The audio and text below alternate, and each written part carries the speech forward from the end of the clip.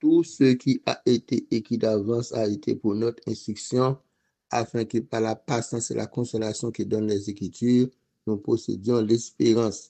Mesdemoiselles, mesdames et messieurs, parvenus à ce jeudi qui est 7 août en 2025, nous prenons plaisir pour nous saluer dans le nom précieux de Jésus.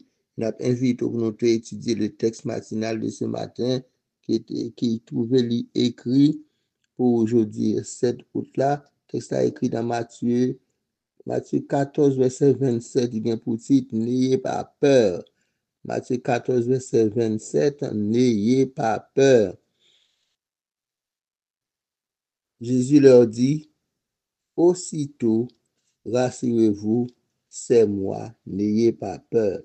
Jésus leur dit, aussitôt, rassurez-vous, c'est moi, n'ayez pas peur. Matthieu 14, verset 27.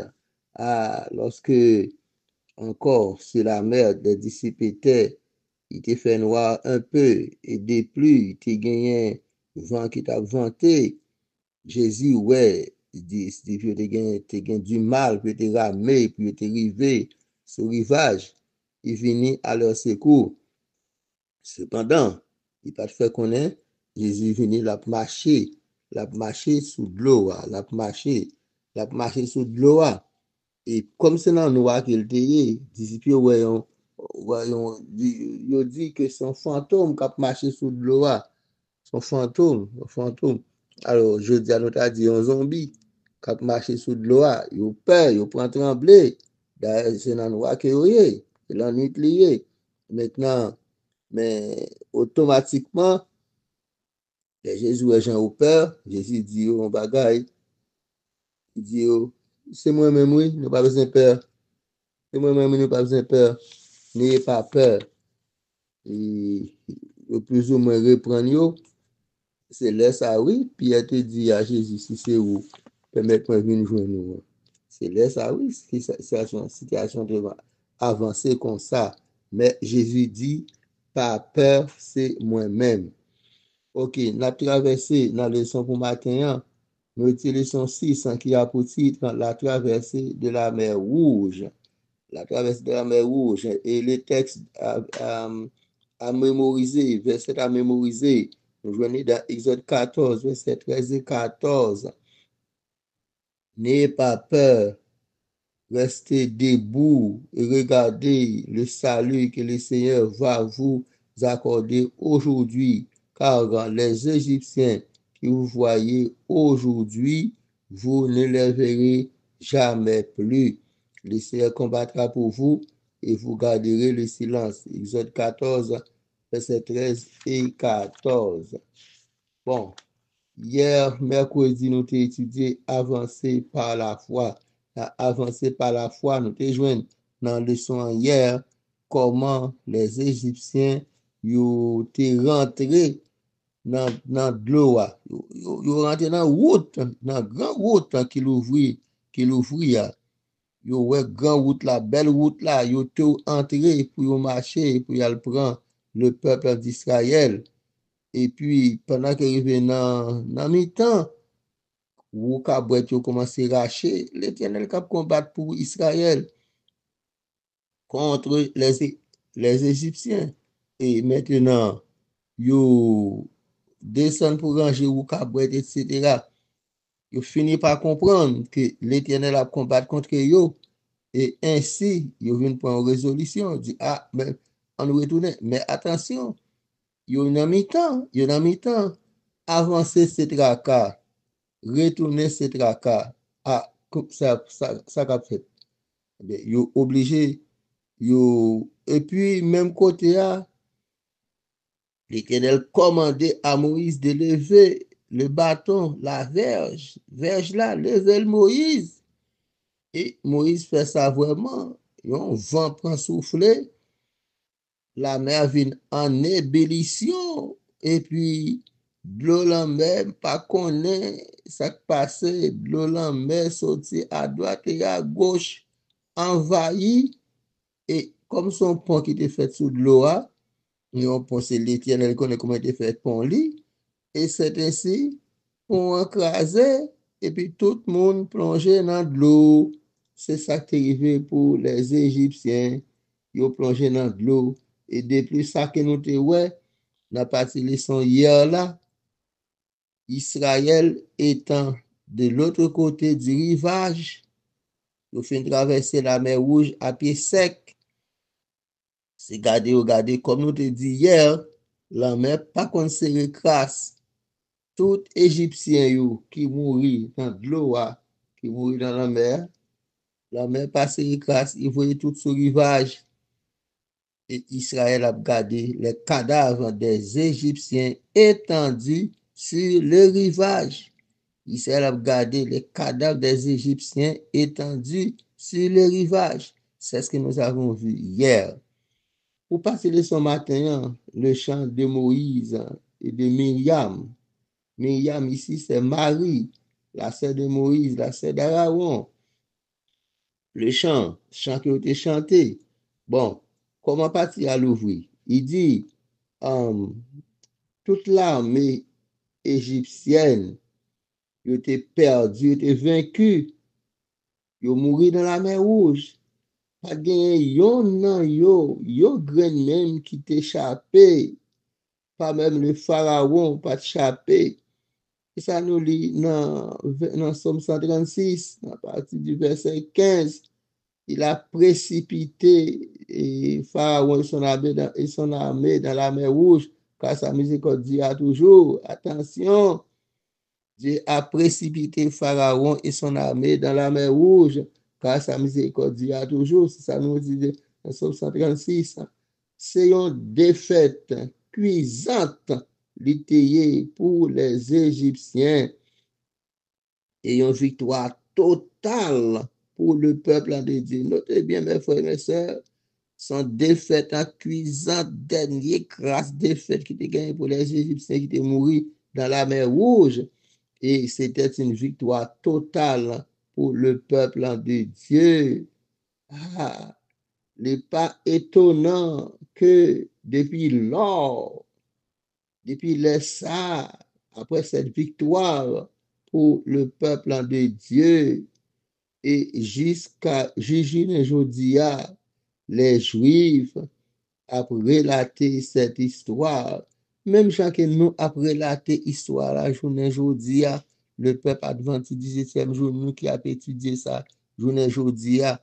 Donc, l'histoire de Moïse était traversée avec le peuple d'Israël, la mer Rouge, la grande mer Rouge, à pied sec, et bon Dieu mettait peuple dehors. Oh, quelle victoire, mesdemoiselles, mesdames et messieurs, quelle grande victoire le Seigneur permet que le peuple a remporté. Et il nous a demandé de lire Exode 15, verset 1 à 21. Quel est le sujet du chant de Moïse? Attention, le chant de Moïse et de Myriam. Myriam, c'est Marie. Marie, la prophétesse. Je t'ai chanté à l'Éternel. Je t'ai chanté à l'Éternel. Je chanté à l'Éternel. Alors, la question posée, quel est le sujet du chant de Moïse? Alors, on dit le chant de Moïse, mais le chant de Moïse et de Myriam, Marie, dans Exode 15. Alors, nous ne pas bien lire pour nous, mais nous apprenons 2 mots, 3 mots là-dedans. Il y en a 2, 3 versets là-dedans. Alors, Exode 15, alors Moïse et les enfants d'Israël chantèrent ce cantique à l'Éternel. Ils dirent, je chanterai à l'Éternel car il a fait éclater sa gloire. Il a précipité dans la mer le cheval et son cavalier. Le verset 2 nous dit, l'Éternel est ma force et le sujet de mes louanges. C'est lui qui m'a sauvé. Mon Dieu, je le célébrerai. Au verset 3, il est dit, l'Éternel l'Éternel est un vaillant guerrier, l'Éternel est un vaillant guerrier, l'Éternel est son nom, l'Éternel est son nom. Il a lancé dans la mer les chars de Pharaon et son armée au verset 4. Maintenant, c'est le chant que chantaient les enfants d'Israël, Moïse et Marie. C'est le chant qu'ils ont chanté. Quel est le sujet du chant de Moïse? C'est louange et gloire à l'Éternel, exalté, loué, louange à l'Éternel, le sujet du chant que Moïse et Marie ont été chanté avec tout le peuple réuni, les myriades, des milliers des enfants d'Israël qui étaient ouais la gloire de l'Éternel. Pas oublier, dans Exode 14, nous joignons que l'Éternel te dit, l'a fait Pharaon éclater sa gloire. C'est pas chanter Pharaon, pas chanter la gloire de l'Éternel, non? Mais c'est lorsque l'Éternel a fait Pharaon payer les conséquences de ses inconséquences, qui veut dire lorsque l'Éternel fait plonger Pharaon et son armée dans la mer Rouge. Ah, c'est la gloire de l'Éternel qui manifestait. C'est pas que Pharaon rende la gloire de l'Éternel. Non, non, point du tout. Mais c'est gloire, bon Dieu, qui manifestait, qui veut dire, voilà ce qui fait la main de l'Éternel. Voilà ce qui fait la main de l'Éternel. L'Éternel a précipité le cavalier et son cheval dans la mer Rouge, et ils ont péri dans la mer Rouge. C'est la gloire de l'Éternel qui s'est manifestée en ce moment. Mesdemoiselles, mesdames et messieurs, quelle gloire, quel honneur, quelle louange le peuple d'Israël a chanté les louanges de l'Éternel. Comment ne pas louer un tel Dieu qui nous a donné la victoire sur nos ennemis dans la mer Rouge? C'est ainsi Moïse et tout le peuple qui était avec lui ont chanté les louanges de l'Éternel. Alors, comme la question se pose, quel est le sujet du chant de Moïse? Le sujet du chant de Moïse, c'est gloire à l'Éternel, louange, honneur à l'Éternel. Je chanterai les bontés de l'Éternel. Et c'est pourquoi, mesdemoiselles, mesdames et messieurs, vous et moi ensemble, nous devons chanter les louanges à l'Éternel, car l'Éternel a fait éclater sa gloire. Depuis lors, comme nous dit le texte, depuis lors, la traversée de la mer Rouge a été sec des enfants d'Israël. Les Juifs un sujet de louange ça. Et c'est ça que nous chantons dans le psaume 136. Louez l'Éternel car il est bon, car sa miséricorde dure toujours. Louez le Dieu des dieux, car sa miséricorde dure toujours. Louez le Seigneur des seigneurs, car sa miséricorde dure toujours. Là, on s'est dit, il a précipité Pharaon et son armée dans la mer Rouge, car sa miséricorde dure toujours. Et l'Éternel est un bon Dieu. L'Éternel a fait éclater sa gloire en plongeant dans la mer Rouge, Pharaon et son armée. Et depuis lors, l'Égypte a perdu sa puissance.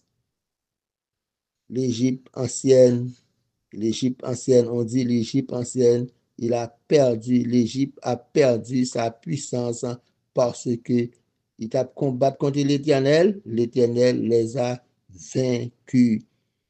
Et l'Égypte perdue devant l'armée d'Israël. Le chant de Moïse et de Myriam, c'est de louer l'Éternel, car il a fait éclater sa gloire. Leçon nous étudier, mesdemoiselles, mesdames et messieurs, c'est leçon 6 qui a pour titre la traversée de la mer Rouge. La traversée de la mer Rouge, oh, quel honneur, quel bonheur. Le peuple a traversé la mer Rouge et Moïse et sa sœur Myriam, disons Marie, ensemble avec tout le peuple d'Israël, ils chantaient les louanges et la gloire de l'Éternel. Quel honneur, quel bonheur de chanter la gloire de l'Éternel. Nous disons à Dieu soit la gloire, louez l'Éternel, car il est bon, car sa miséricorde Dieu a toujours. Notre Père, notre Dieu, béni sois-tu. Merci pour la leçon étudiée. Merci pour la victoire du peuple d'Israël dans le temps. Aujourd'hui encore, tu assureras de grandes victoires à ton peuple. Priez, s'il te plaît, de nous accorder cette victoire et accorder-nous chance, s'il te plaît, pour nous louer, non, nous remercier, nous chanter les gloires que nous-mêmes seuls nous méritons. Acceptez-nous, pardonnez-nous fautes et péchés. Bénis pour nous ce nouveau jour. Permettez que le jour soit de ta part béni et profitable, s'il te plaît, à tous égards. Comptant sur ton secours, ton appui. Merci pour la victoire de ton peuple. Nous t'en prions, nous t'en remercions, nous te glorifions, nous te louons, nous te chantons. Dans le nom précieux de Jésus, Sauveur bien-aimé, car le Seigneur soit l'honneur, la gloire et la puissance dès maintenant et au siècle des siècles. Amen.